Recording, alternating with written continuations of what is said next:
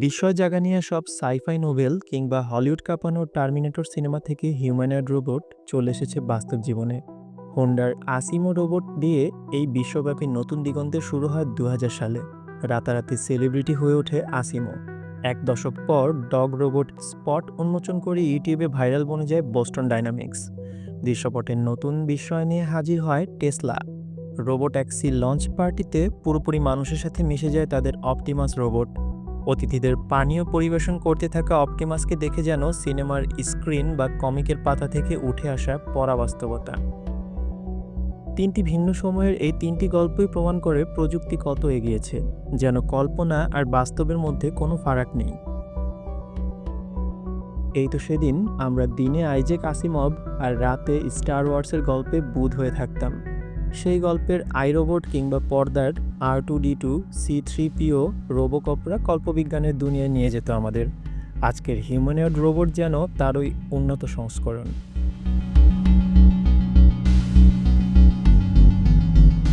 কার্যতই রোবটের জনপ্রিয়তা বাড়ছে বই কমছে না।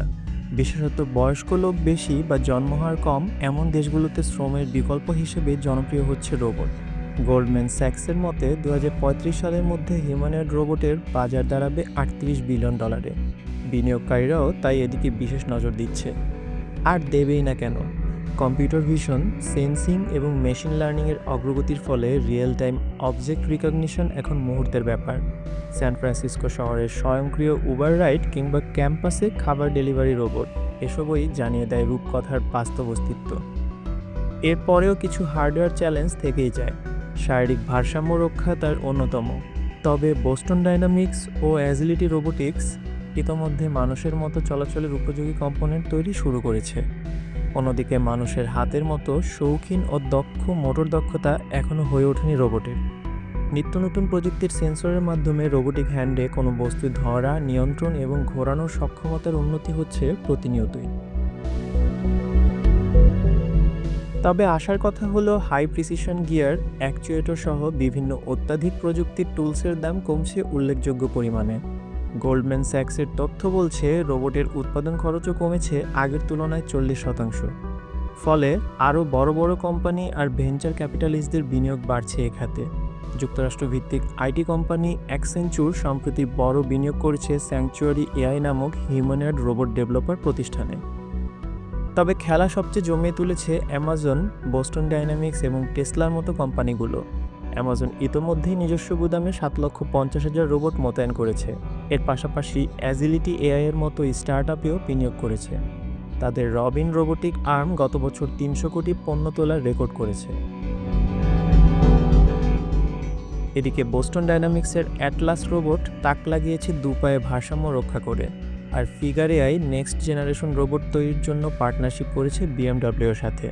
তাদের ফিগার 2 রোবটের ট্রেনিং ডেটার জন্য সহায়তা করছে এনভিডিয়ার আইজ্যাক সিম। এনভিডিয়ার বিনিয়োগ ছাড়াও মাইক্রোসফট আর ওপেন এআইয়ের মতো প্রতিষ্ঠানের সাথে কোলাবোরেশন করছে ফিগার এআই।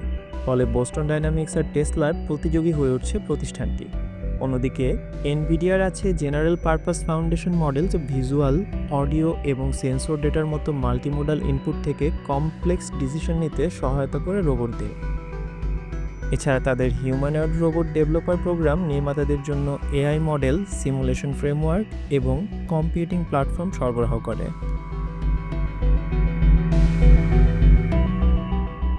এত উন্নয়নের পরেও প্রশ্ন থেকেই যায়, বাণিজ্যিকভাবে রোবট উৎপাদনের ব্যয় এখনও উন্নয়নশীল ও অনুন্নত দেশগুলোর জন্য বাস্তবসম্মত নয়। তবে যে হারে উৎপাদন খরচ কমছে তাতে শীঘ্রই উৎপাদন ব্যয় নাগালের মধ্যে আসবে বলে ধারণা করা যায়। বাংলাদেশের মতো দেশগুলো সবচেয়ে বেশি দুশ্চিন্তায় আছে রোবট কর্মস্থলে মানুষকে প্রতিস্থাপন করে ফেলতে পারে এরকম ভাবনায়। যদিও বিশেষজ্ঞরা বলছেন রোবোটিক্সের উন্নয়ন মানুষের দক্ষতাকে প্রতিস্থাপনের জন্য নয়, বরং মানুষের কাজকে আরও সহজ করার জন্য। রোবোটিক্সের বাণিজ্যিকীকরণে বিদ্যমান কর্মক্ষেত্র বদলে যাবে, স্বল্প দক্ষতার কাজগুলো রোবটের দায়িত্বে চলে যাবে। তবে মানুষের প্রয়োজনীয়তা তৈরি হবে ভিন্ন কোনো খাতে। বাংলাদেশের এখন বিদ্যমান শ্রমশক্তির দক্ষতা উন্নয়নে মনোযোগী হতে হবে। রোবট নির্মাণ, রক্ষণাবেক্ষণ আর পরিচালনার জন্য যখন বাংলাদেশেও নতুন চাকরির বাজার তৈরি হবে, তখন যেন আমাদের দক্ষ শ্রম আমদানির উপর নির্ভর করতে না হয়, সেজন্য প্রস্তুত থাকতে হবে। সরকারি ও বেসরকারি খাতে রোবোটিক্স ও অন্যান্য টেকনিক্যাল ও ভোকেশনাল শিক্ষায় বিনিয়োগ এখন সময়ের দাবি।